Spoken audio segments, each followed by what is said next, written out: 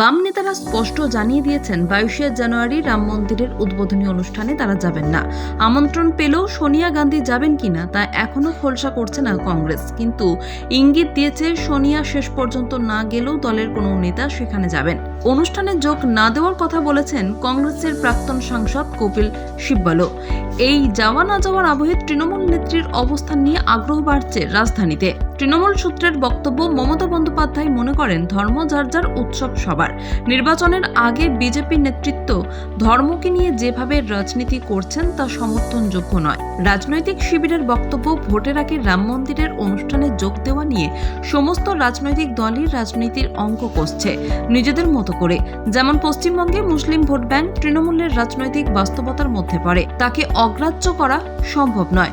তাছাড়া বিরোধী রাজনীতির বিশ্বাসযোগ্যতা যাতে চির না খায় তা দেখার দায়বদ্ধতাও রয়েছে তৃণমূল নেতৃত্বের।